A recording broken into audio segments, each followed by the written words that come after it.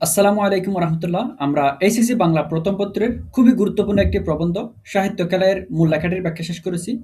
আজকে ঠিক প্রবন্ধটির জটিল এবং কঠিন শব্দগুলো আমরা ভিজুয়ালাইজেশনের মাধ্যমে ব্যাখ্যা করার চেষ্টা করব। আমরা জানি এই শব্দগুলো আমাদের প্রবন্ধটি বোঝার ক্ষেত্রে এবং সাথে সাথে বোর্ড পরীক্ষা এবং অ্যাডমিশন টেস্টের জন্য খুবই গুরুত্বপূর্ণ। চলুন আমরা শুরু করি।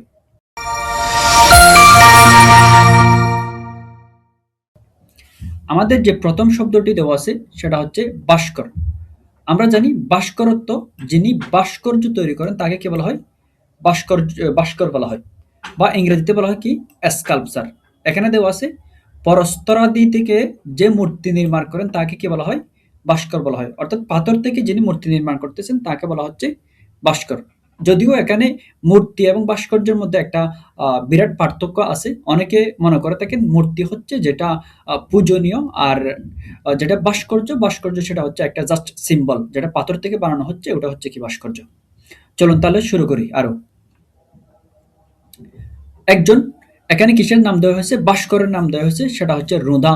তার পুরো নাম হচ্ছে ফেসুয়া অগস্তু রুদা। তিনি একজন ফরাসি ভাস্কর। তিনি একজন কি? ফরাসি বা ফ্রান্স দেশের ভাস্কর। আমরা দেখতে পাই যারা ফরাসি মানুষজন আছেন তাদের নামের মধ্যে একটা চন্দ্রবিন্দু এসে যায়।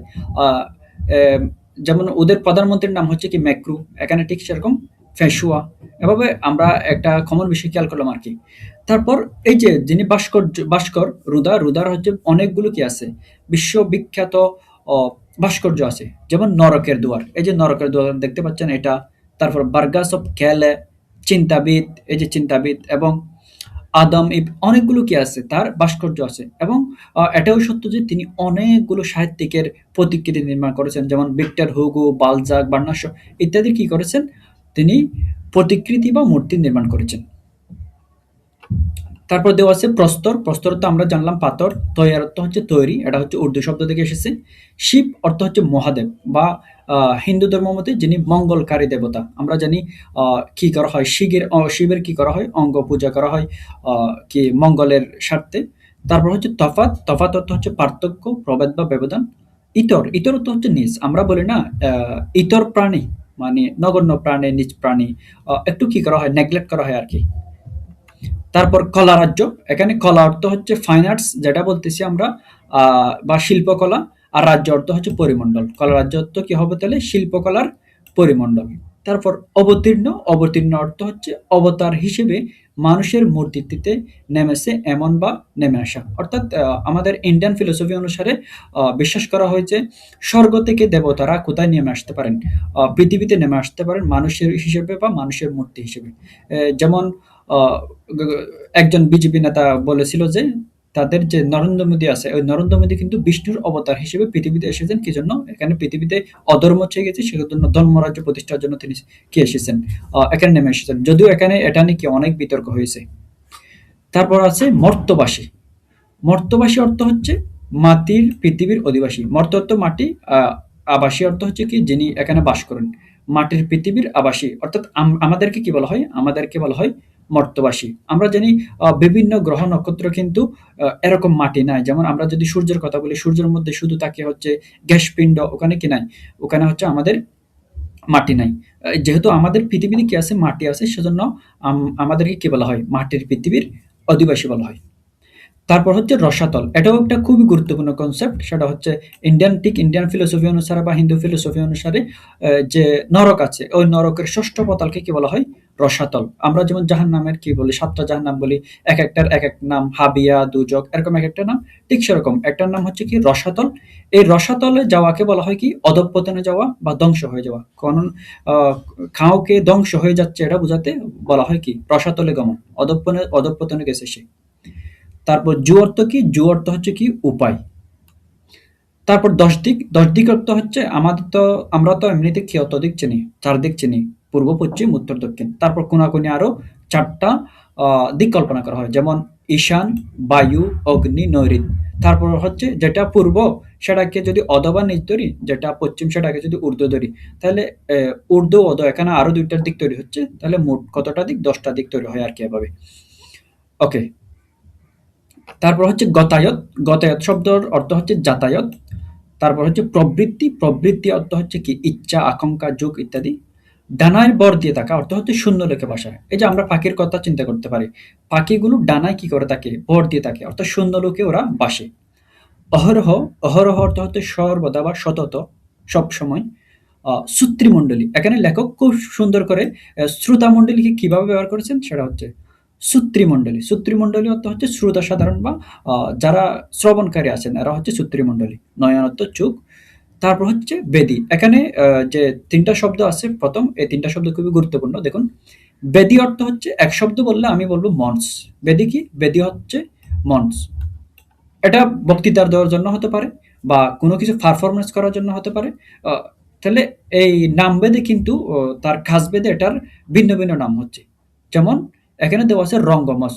যখন এই মঞ্চের মধ্যে বা বেদির মধ্যে নাটক করা হবে তখন সেটাকে বলবে নাটকের মঞ্চ বা রঙ্গমঞ্চ। আর এই বেদি বা মঞ্চটা যখন কাঠ দিয়ে তৈরি করা হবে তখন সেটাকে বলবে কি? কাষ্ঠমঞ্চ। তখন সেটাকে কি বলবে? কাষ্ঠমঞ্চ। এবার আরেকটা শব্দ দেওয়া আছে সেটা হচ্ছে অগত্যা। অগত্য অর্থ হচ্ছে কোনো কিছু অনিচ্ছা সত্ত্বেও, অনীহা সত্ত্বেও যদি কোনো কিছু আমাদের করতে হয় সেটাকে বলা হয় অগত্যা করা, অগত্যা করা। তারপর দেওয়া আছে টং। টংটা আমরা অবশ্যই চিনি। ওই যে আমাদের যে আদিবাসী বা ক্ষুদ্র নৃগোষ্ঠীরা আছে তারা কিন্তু টং ঘর তৈরি করে। অর্থাৎ মাটি থেকে অনেকটু উপরে করে যে ঘর তৈরি করে সেটাকে কি বলা হয়? টং বলা হয়। যদিও এখানে লেখক এখানে টং বলতে বুঝিয়েছেন উঁচু কিছু বা উঁচু স্থান বুঝিয়েছেন। তারপর দেওয়া আছে হচ্ছে মহাজন। মহাজন বলতে এখানে ওই যে ব্রিটিশ অসাধু মহাজনগুলো না, এখানে মহাজন বলতে মহৎ ব্যক্তি বা মহান ব্যক্তিকে বোঝানো হয়েছে। যারা অত্যন্ত ধার্মিক, যারা পূজনীয় বা যারা অনুসরণীয় তাদেরকে কি বলা হয়েছে? মহাজন বলা হয়েছে।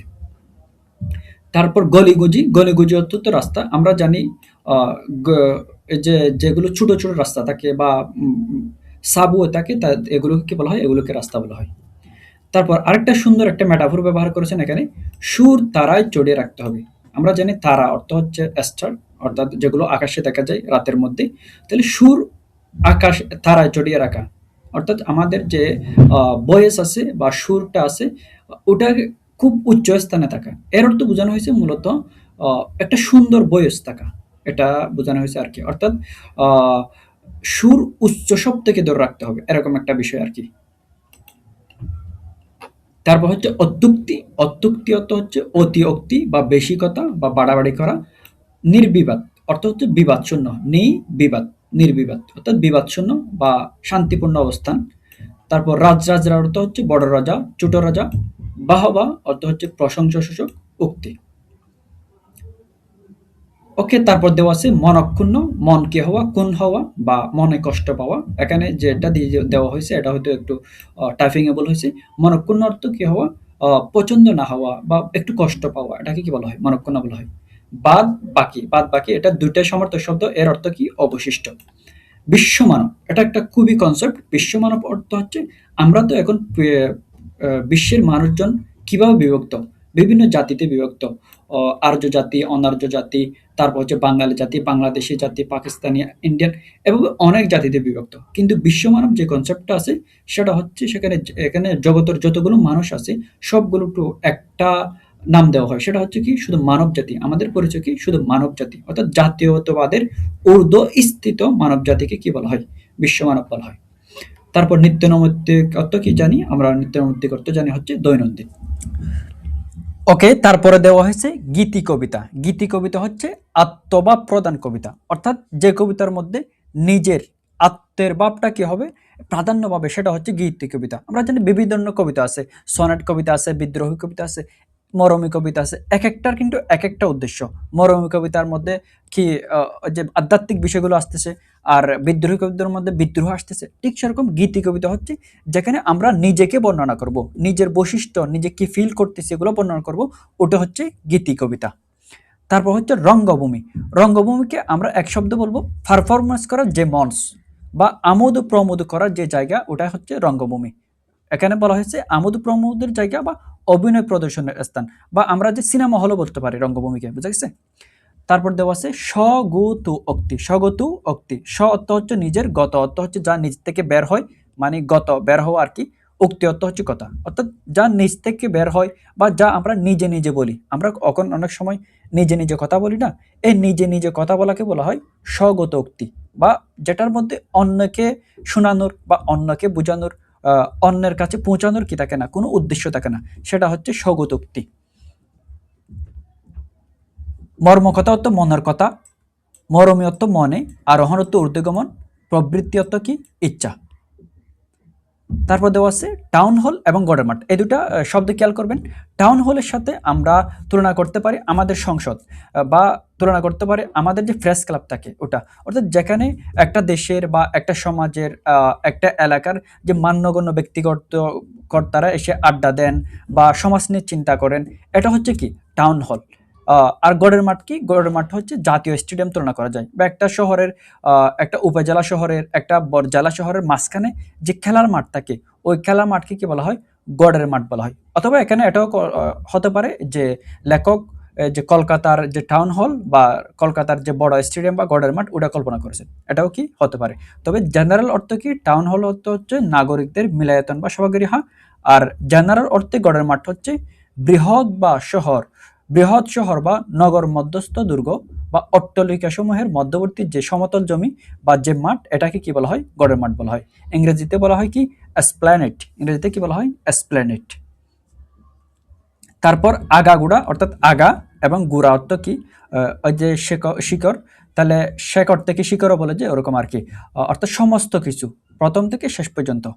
ক্রিয়া অর্থ কাজ, ক্রীড়া অর্থ খেলা, উপরি পাওনা যা আমরা উপরে পাই, অর্থাৎ বেতনের উপরে পাই, বেতন থেকে বাড়তি পাই, বকশিস হতে পারে, ঘুষ হতে পারে, হাদিয়া হতে পারে, এটা হচ্ছে উপরি পাওনা, অর্থাৎ অপ্রত্যাশিত আয় বা নিয়ম বহির্ভূত আয়।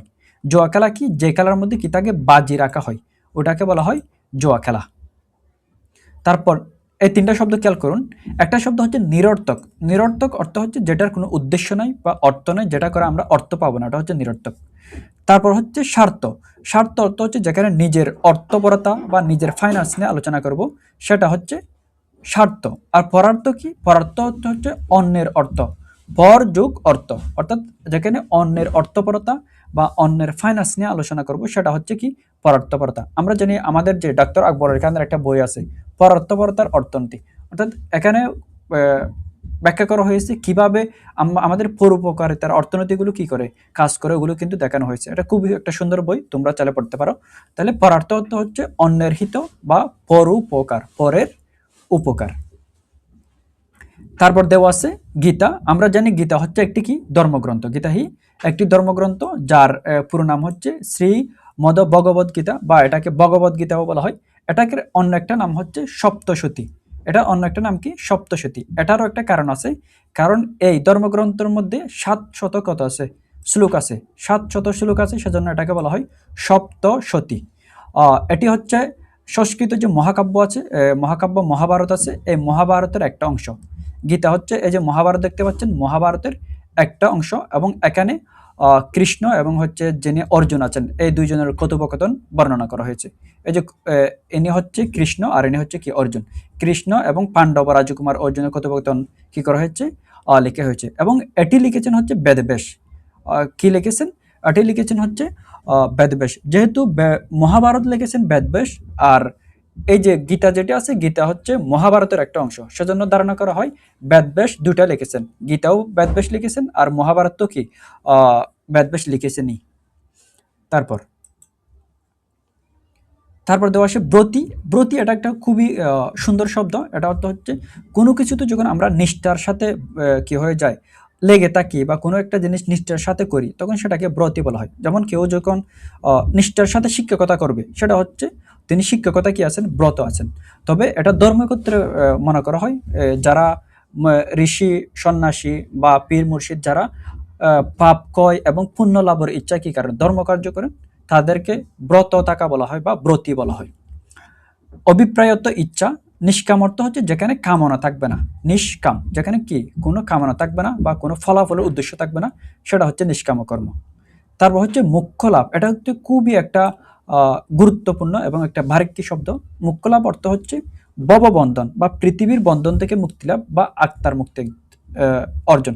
এটার একটা কিন্তু ইন্ডিয়ান ফিলোসফিতে একটা খুবই গুরুত্ব আছে, কারণ ইন্ডিয়ান ফিলোসফি অনুসারে মানুষের কি হয়, পুনর্জন্ম হয়। অর্থাৎ এই জন্মে যদি বর্তমান যে জন্ম আছে এই জন্মে যদি কেউ পাপ করে থাকে, এই পাপের শাস্তিস্বরূপ তার সাজা হয়ে থাকে হচ্ছে তার পুনর্জন্ম। পুনর্জন্ম কি হবে, তার শাস্তিস্বরূপ জন্ম হয় আর কি। কিন্তু যে মানুষটার আর কোনো পাপ থাকে না, তাকে বলা হয় মুক্তলাভ অর্জন করেছেন। অর্থাৎ যে মানুষটার আর কোনো কি হবে না, এই যে পুনর্জন্ম চক্রের মধ্যে আর যেতে হবে না, এই মানুষটা হচ্ছে এক ধরনের মোক্ষে পৌঁছে গেছেন বা নির্বাণায় পৌঁছে গেছেন, এরকম বলা হয় আর কি, বা এরকম ব্যাখ্যা করা হয় ইন্ডিয়ান ফিলোসফিতে। তারপর স্বয়ংত্ব নিজে যদিও যুগপদত্ব একত্র। আমরা যুগপৎ আন্দোলনের কথা জানি, যখন অনেকগুলো দল একটার সরকারের পেছনে বা একটা দলের পেছনে কি করবে, একত্রে আন্দোলন করবে, সেটাকে বলবে যুগপৎ আন্দোলন। তারপর সৃজনত্ব সৃষ্টি, লীলা মাত্র তো খেলা মাত্র, অন্তরাত্মা হচ্ছে জীবাত্মা। আমাদের মানুষের ভিতরে যে আত্মা কল্পনা করা হয় সেটাকে বলা হয় কি, অন্তরাত্মা। যদিও আমরা এই আত্মাটা কোথায় জানি না, আমরা হার্ট কোথায় জানি বা কোথায় জানি, হৃদয় কোথায় জানি, কিন্তু আত্মা কোথায় এটা জানি না। এটাকে কি করা হয়, কল্পনা করা হয় আর কি। তারপর স্ফূর্তি অর্থ আনন্দ, হর্ষ এবং কি উৎসাহ। এই হর্ষবর্ধন কিন্তু একজন রাজার নাম আছে, এটার অর্থ হচ্ছে কি আনন্দ বা স্ফূর্তি। জীবাত্মা, যেটা বললাম, জীবাত্মা হচ্ছে প্রাণীর দেহে অবস্থানকারী আত্মা। আর পরমাত্মা হচ্ছে এই যে ঈশ্বর দেহে, বা ঈশ্বর তো দেহ নাই, বা ঈশ্বরের যে আত্মাটা কল্পনা করা হচ্ছে এটাই কি পরমাত্মা। যদিও এটা বিশ্বাসের একটা কনসেপ্ট, পরমাত্মা ঈশ্বরের দেহ কল্পনা করতেছে। অনেক অনেক ধর্মে ঈশ্বরের কি কল্পনা করে, দেহ কল্পনা করে। তাহলে ওদের ক্ষেত্রে কি আছে, পরমাত্মাটা ও কল্পনা করা যায় বা কল্পনীয়। তারপর মনোরঞ্জন অর্থ হচ্ছে তুষামুদ, বা এক কথায় বললে, আমাদের সোজা বাংলা বললে পাম দেওয়া বা তেল মারা, যেটাকে বলে আর কি। তারপর আকাশ পাতাল অর্থ হচ্ছে প্রচুর বা বিশাল। অর্থাৎ আকাশ অনেক উপরে, পাতাল অনেক নিচে। তাহলে এই দুইটার মধ্যে অনেক পার্থক্য আছে না, এটাকে বলা হয় আকাশ পাতাল পার্থক্য। প্রভেদত্ব পার্থক্য, আকাশ পাতাল প্রভেদত্ব হচ্ছে কি বিস্তর পার্থক্য, বা আকাশ এবং পাতালের মধ্যে যেরকম অনেক পার্থক্য আছে ওটাই বোঝানো হয়। তারপর স্বধর্মচ্যুত, অর্থ নিজের ধর্ম, ধর্ম, চ্যুত অর্থ হচ্ছে বিচ্যুত। অর্থাৎ যিনি নিজের ধর্ম বা নিজের বৈশিষ্ট্য বা নিজের যে স্বকীয়তা আছে ওটা বিসর্জন দেন, তাকে বলা হয় স্বধর্মচ্যুত। দুর্লভ অর্থ হচ্ছে দুষ্প্রাপ্য, যা পাওয়া যায় কিন্তু পাওয়া একটু কি কঠিন, তাই হচ্ছে দুষ্প্রাপ্য। তারপর হচ্ছে সুশিকাঠি, এই সুশিকাঠিকে আমরা বলতে পারি ললিপপ। অর্থাৎ যখন ললিপপ ছিল না, তখন যারা দুধের বাচ্চা আছে বা ছোট বাচ্চা আছে তাদেরকে সুসার জন্য একটা কাঠি দিয়ে দিত, কাঠি ধরা দিত আর কি। এটা হচ্ছে সুশিকাঠি। রাঙ্গালাটি অর্থ হচ্ছে লাল লাঠি। এখানে রাজনৈতিক রাঙ্গালাটির কথা বলা হয়েছে। তারপর হচ্ছে জয়ডাক হচ্ছে জয় সুখ ডাক শব্দ। আমাদের এখানে ধর্মের জয়ডাক বা ধর্মের প্রত্যেকটা ধর্মের নিজ নিজ ধর্মের মহত্ব বর্ণনা করা বা দাবি করা, এটা বোঝা আর কি। তুষ্ট অর্থ হচ্ছে কি খুশি থাকা বা মনের আনন্দ। মনতুষ্টি অর্থ কি মনের আনন্দ বা মনের খুশি। তারপর এই আর দুইটা শব্দ, এটা খুবই গুরুত্বপূর্ণ, একটা হচ্ছে প্রাচ্য আর একটা হচ্ছে প্রতীচ্য। প্রাচ্য অর্থ হচ্ছে আমাদের যে এশিয়া বা পূর্ব এশিয়া, ভারত, পাকিস্তান, বাংলাদেশ, নেপাল, ভুটান, এটা হচ্ছে প্রাচ্য। পূর্ব এশিয়ার দেশগুলোকে মিলে কি তৈরি হয়, প্রাচ্য তৈরি হয়। আর ঠিক এটার বিপরীত যেগুলো পশ্চিমা দেশ আছে, যেমন ইউরোপ, আমেরিকা মহাদেশের যে দেশগুলো আছে এগুলো হচ্ছে পাশ্চাত্য। তাহলে প্রাচ্য হচ্ছে আমাদের, আর পাশ্চাত্য হচ্ছে যেগুলো পশ্চিমের সেগুলা। তারপর কাশী হচ্ছে একটা বিখ্যাত তীর্থস্থান বা ধর্মীয় আধ্যাত্মিকতার কেন্দ্র। এই কাশীর মধ্যে প্রায় কতটি 200 মতো কি আছে, 2000-এর মতো মন্দির আছে। এবং এখানে সবচেয়ে যে প্রসিদ্ধ মন্দির সেটা হচ্ছে বিশ্বনাথ কাশী মন্দির।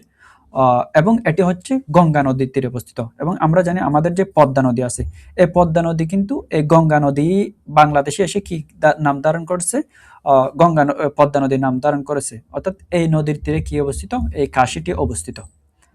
তারপর হচ্ছে জার্মান। আমরা জানি লেখক যখন এই লেখাটি লিখতেছিলেন তখন কিন্তু জার্মানের কি ছিল, জয় জয়কার ছিল। জার্মানের কি ছিল, জয় জয়কার ছিল। হিটলারদের কি ছিল, জয় জয়কার ছিল। এটা হচ্ছে ইউরোপের 7ম বৃহত্তম দেশ এবং তখনকার সময় এটি বিশাল অর্থনীতির দেশ ছিল এবং প্রকৌশল, শিক্ষা, সায়েন্স, বিজ্ঞান সব ক্ষেত্রে এটা ছিল কি উন্নতির শিখরে অবস্থান করছিল আর কি। এবং এমনকি যে আমাদের বিএমডব্লিউ, মার্সিডিজ, তারপর হচ্ছে ভক্সওয়াগন, যে বিখ্যাত ব্র্যান্ডগুলো আছে গাড়ির, এগুলো কিন্তু এই জার্মানেরই উৎপাদনকারী এবং এই জার্মানি কি মেড ইন জার্মান। তারপর প্রায়শই অর্থ হচ্ছে সাধারণত, খেলু করা অর্থ হচ্ছে গুরুত্বহীন বা অসার করা। এই শব্দটা হচ্ছে খেলা করা নয়, খেলু করা। তারপর আরেক দুইটা কনসেপ্ট, এই দুইটা কনসেপ্ট আমি পরবর্তীতে আলোচনা করতেছি। ওকে, তারপর দুইটা শব্দ দেওয়া আছে, একটা হচ্ছে বৈশ্য আর একটা হচ্ছে শূদ্র। এই দুইটা শব্দের ব্যাখ্যা জানার জন্য আমাদেরকে কিছু ঐতিহাসিক সত্য জেনে নিতে হবে। সেটা হচ্ছে এই প্রাচীন ভারতে আমাদের এই যে ভারতীয় যেটা আছে, পাকিস্তান, বাংলাদেশ, এই যেটা আছে, এই অঞ্চলটাকে বলা হতো আর্য সমাজ। আর যেটা এর বাইরে আছে, যেমন ইউরোপ, আমেরিকা, এগুলোকে বলা হতো অনার্য সমাজ। এই আর্য সমাজের মধ্যে যেগুলো মানুষ ছিল সেগুলোকে তারা দুই ভাগে ভাগ করতো। একটা হচ্ছে সবর্ণ আর একটা হচ্ছে কি অবর্ণ। সবর্ণের মধ্যে ছিল চারটা বর্ণ, যথাক্রমে ব্রাহ্মণ, ক্ষত্রিয়, বৈশ্য, শূদ্র। আর যারা অবর্ণ ছিল তাদেরকে বলা হতো কি দলিত, বা যারা আদিবাসী ছিল বা যারা নৃগোষ্ঠী ছিল তাদেরকে বলা হতো কি অবর্ণ, এবং তাদেরকে একদম নিম্নমানের কি গণ্য করা হতো। আর যারা সবর্ণ ছিল, এই সবর্ণের মধ্যে একটা পদমর্যাদা ছিল। যেমন যারা আহ, ব্রাহ্মণ ছিল তারা করতো ধর্মকর্ম, যারা ক্ষত্রিয় তারা করতো হচ্ছে যুদ্ধ, আর বৈশ্য হচ্ছে যারা ব্যবসা করতো, আর শূদ্র হচ্ছে যারা কি সেবা করতো, এই বৈশ্যদের সেবা করতো। এই যে বৈশ্য শব্দটা দেখতে পাচ্ছেন, এরা হচ্ছে চতুর্থ বর্ণের তৃতীয় স্তর। এটা কত স্তর? তৃতীয় স্তর। এটা কৃষিকাজ এবং ব্যবসা করতো। এখান থেকে একটা শব্দ মিলাতে পারেন, দেখুন, ব্যবসা, বৈশ্য, এভাবে সহজে মনে রাখা যায়। ঠিক সেরকম শূদ্র, শূদ্র যারা হচ্ছে তারা নিম্নতম এবং তারা হচ্ছে সেবা করতো। তাহলে শূদ্র সেবা, এভাবে কি মনে রাখা মনে রাখা যায়। এভাবে এই বর্ণপ্রথার এটা আহ, এটা এই কথা এসে আমার একটা কথা মনে পড়লো যে আমার একটা বন্ধু ছিল হচ্ছে ক্ষত্রিয়। ও প্রেমে পড়ে কার একজন ব্রাহ্মণের, কিন্তু ওদের আর সম্পর্কটা আর কি হয় নাই, কন্টিনিউ হয় নাই আর কি। তারপর এখানে দেওয়া আছে মতিগতি। মতিগতি অর্থ হচ্ছে ইচ্ছা বা প্রবণতা। গলাধঃকরণ অর্থ হচ্ছে যেটা যেটা না চিবিয়ে গেলা হয়, অর্থাৎ একদম না চিবিয়ে ভক্ষণ করা হয়, ওটা হচ্ছে গলাধঃকরণ। তারপর দেওয়া আছে বাল্মীকি। এই বাল্মীকি, এটার কথা হয়তো আমরা আগে পড়েছি। বাল্মীকি যিনি রামায়ণ রচনা করেছেন, তিনি হচ্ছে বাল্মীকি। তিনি একজন ঋষি এবং একজন কি মহাকবি। তার ক্ষেত্রে জনশ্রুতি আছে যে তিনি একজন দস্যু ছিলেন, এবং তিনি ব্রহ্মার উপদেশে এই দস্যুবৃত্তির ছেড়ে বা ডাকাতির ছেড়ে তিনি কি করেন, তপস্যামগ্ন হন, এবং তিনি রামায়ণ রচনা করেন পরবর্তীতে। এবং তার নাম ছিল কি, রত্নাকর। তার আগে নাম ছিল কি, রত্নাকর। তারপর কয়েকটা শব্দ দেওয়া আছে, একটা হচ্ছে মুনি, আরেকটা ঋষি, তারপর আরেকটা হচ্ছে মহর্ষি। এগুলো কিন্তু ধর্মীয় একটা গুরুত্ব আছে। এগুলো আমরা জ্ঞার সাথে তুলনা করতে পারি, আমাদের যে পীর মুর্শিদ ইত্যাদি আছে এগুলোর সাথে তুলনা করতে পারি। যেমন মুনি হচ্ছে যিনি নীরবতা ও তপস্যার মাধ্যমে জীবন যাপন করেন বা সাধু সন্ন্যাসী গ্রহণ করেন, তিনি হচ্ছে মুনি। আর ঋষি হচ্ছে ঠিক এক প্রকার, ঋষি হচ্ছে ঠিকই মুনি, তবে তিনি সিদ্ধি লাভ করেন। অর্থাৎ সিদ্ধি লাভ বলতে তিনি পরম জ্ঞান লাভ করেন আর কি। অর্থাৎ এই যে ভগবানের সাথে তার একটা কানেকশন আছে, ওটা হচ্ছে কি ঋষি। অর্থাৎ তপস্যা করতে করতে এমন পর্যায়ে চলে গেছেন যে যেটাকে কি বলা হয়, সিদ্ধি লাভ বলা হয়। অর্থাৎ পরম জ্ঞান বা যেটা ভগবানের জ্ঞান সেটা তার মধ্যে এসে গেছে, সেটা হচ্ছে ঋষি। এবং এখানে আমাদের মনে রাখতে হবে ঋষি এবং মুনি দুইটার কাজই একটা, সেটা হচ্ছে তপস্যা করা। কিন্তু যিনি সিদ্ধি লাভ করেছেন তিনি হচ্ছে ঋষি, আর যিনি সিদ্ধি লাভ করেন নাই তিনি হচ্ছে সাধারণ কি মুনি। সেজন্য এখানে একটা শব্দ দেওয়া হয়েছে, সেটা হচ্ছে সব ঋষি মুনি হতে পারেন, কিন্তু সব মুনি কি ঋষি নন। সব ঋষি কি মুনি হতে পারেন, কিন্তু সব মুনি ঋষি নন। ওই সমস্ত মুনি ঋষি যারা সিদ্ধি লাভকারী বা যারা সিদ্ধি অর্জন করেছেন। তারপর মহর্ষি, এটা তো হচ্ছে মহান ঋষি বা ঋষিদের মধ্যে যারা শ্রেষ্ঠ তারা হচ্ছে কি মহর্ষি। তারপর দেওয়া আছে বাহুল্য। বাহুল্য অর্থ হচ্ছে বাড়াবাড়ি। রামায়ণ এটা একটা হচ্ছে কি মহাকাব্য, যেটা কে রচনা করেন, যেটা হচ্ছে বাল্মীকি রচনা করেন। এবং এখানে কি বর্ণনা করা হয়েছে, এখানে হচ্ছে দশরথ পুত্র রামচন্দ্র বা যাকে আমরা রাম বলতেছি, রামচন্দ্রের কি করা হয়েছে, জীবন কাহিনী বর্ণনা করা হয়েছে। তারপর হচ্ছে কিঞ্চিত। কিঞ্চিত অর্থ সামান্য। কুশীলবদ্ধ হচ্ছে অ্যাক্টর বা নায়ক, নট বা অভিনেতা। যথা সর্বস্ব অর্থ হচ্ছে সমস্ত কিছু বা যা কিছু আছে তাই সবকিছু। তারপর দেওয়া আছে কৌপিন। কৌপিন অর্থ হচ্ছে ল্যাঙ্গট, অর্থাৎ সামান্য বস্ত্র যেটা দিয়ে কি নিবারণ করা যায়, লজ্জা নিবারণ করা যায়, এটা হচ্ছে ল্যাঙ্গট। এই শব্দটা আমাদের যে রুকেয়া শাখাওয়াত হোসেনের কি আছে, সাসার দুঃখ, ওই সাসার দুঃখের মধ্যে এই শব্দটাও আছে। আর পেলা, পেলা অর্থ হচ্ছে এক ধরনের অনারিয়াম, অর্থাৎ আপনাকে কেউ একটা গান শোনালো, আপনি খুশি হয়ে আপনার হাতের ঘড়িটা দিয়ে দিলেন, গলার চেইনটা দিয়ে দিলা, তারপর হচ্ছে রুমালটা দিয়ে দিলা, এটা হচ্ছে পেলা। বুঝা গেছে? তাহলে পেলা কি? পেলা হচ্ছে পাঁচালী, কীর্তন ইত্যাদির আসরে গায়ক গায়িকাকে দেওয়া শ্রোতাদের কি পারিতোষিক, কি পারিতোষিক বা অনারিয়াম। সংক্রামক অর্থ হচ্ছে প্রসারিত, যা সংক্রামিত হয়। তারপর এখানে একটা শব্দ দেওয়া আছে, সেটা হচ্ছে যুগ বৈশিষ্ট্য রামায়ণ। আমরা কিন্তু গল্প আমাদের প্রবন্ধে দেখতে পাই দুইটা রামায়ণ, একটা হচ্ছে যেটা বাল্মীকি রামায়ণ করেন, আরেকটা হচ্ছে আরেকটা হচ্ছে যিনি বশিষ্ঠ কি বশিষ্ঠ মুনির আহ, কি করেন আহ, রচনা করেন। এই দুটার মধ্যে পার্থক্য আছে। এই যুগ বৈশিষ্ট্যের এটার উদ্দেশ্য ছিল মানুষকে কি দেওয়া, শিক্ষা দেওয়া। আর যেটা এমনিতে সাধারণ রামায়ণ আছে, ওটার উদ্দেশ্য ছিল মুনি ঋষিদের কি দেওয়া, মুনি ঋষিদেরকে মনোরঞ্জন দেওয়া, মনি ঋষিদেরকে কি দেওয়া, আনন্দ দেওয়া। তাই না? তাহলে এই দুইটা হচ্ছে ভিন্ন ভিন্ন গ্রন্থ। এখানে সবকিছু দেওয়া আছে। রামচন্দ্রের প্রতি বশিষ্ঠ মুনির উপদেশ সংবলিত সংস্কৃত রামায়ণ। এতে যোগ ও আত্মজ্ঞান সম্পর্কিত বিভিন্ন বিষয় উপাখ্যান সহ উপদেশ আকারে দেওয়া আছে, উপদেশ আকারে বা শিক্ষা আকারে কি দেওয়া আছে। তারপর মাডান, মাডান শব্দের অর্থ হচ্ছে পদদলিত করা। মাডান অর্থ কি করা? পদদলিত করা। এই শব্দটা আমরা আমাদের জুলাই আন্দোলন শুনতে পাই। হাসিনা যখন আমাদেরকে কি করতে বলে, আমাদেরকে তার সাথে সমঝোতা করতে বলে, তখন আমরা বলি কি, এই রক্তের উপর মাড়ি আমরা কি করব না, সমঝোতা করব না। অর্থাৎ রক্ত পদতলিত করে আমরা কি করব না, আহ, সমঝোতা করব না। কোশ্চিন কালে অর্থ হচ্ছে কোনো সময়ও বা কখনো। দণ্ডায়মান অর্থ হচ্ছে কি দণ্ডর মতো কাটা, দণ্ডায়মান, দণ্ড বা লাঠির মতো কাটা থাকে, সেটাকে কি বলা হয়? দণ্ডায়মান বলা হয়। মধ্যস্থ, মধ্যস্থ অর্থ হচ্ছে যিনি মধ্যবর্তী আছেন তাকে কি বলা হয়? মধ্যস্থ। আর এখানে আমাদের প্রবন্ধের মধ্যে কবি এবং আমাদের পাঠকের মধ্যে যে মধ্যস্থ, তাকে শিক্ষক হিসেবে কল্পনা করা হয়েছে। তারপর কৃপায় অর্থ হচ্ছে করুণায় বা অনুগ্রহে, দয়ায়। টিকাভাষ্য অর্থ হচ্ছে বিভিন্ন প্রবন্ধ কবিতার শেষে যে শব্দার্থ দেওয়া থাকে বা ব্যাখ্যা দেওয়া থাকে, এটা হচ্ছে টিকাভাষ্য। প্রসাদ অর্থ হচ্ছে কারণে বা গুণে। নিগুড় অর্থ হচ্ছে দুর্জয়, যা জয় করা বা যা বোঝা অনেক কঠিন, সেটা হচ্ছে নিগুড়। তত্ত্ব অর্থ কোনো মতবাদ বা কোনো বিদ্যা।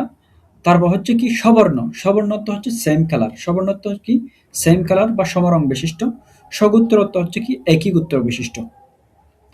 তারপর দা কুমড়ার সম্বন্ধ অর্থ হচ্ছে নিদারুণ শত্রুতা বা বৈরী সম্পর্ককে দা কুমড়ার সম্পর্ক বলা হয়। এটা কেন বলা হচ্ছে? আমরা যখন দাঁর সামনে কুমড়াটা নিয়ে যাই, একদম কি মানে একদম ফাসাদ করে কেটে যায় আর কি, খুবই সহজে কেটে যায়, সেজন্য একটা আরেকটার একদম শত্রু বলা হচ্ছে।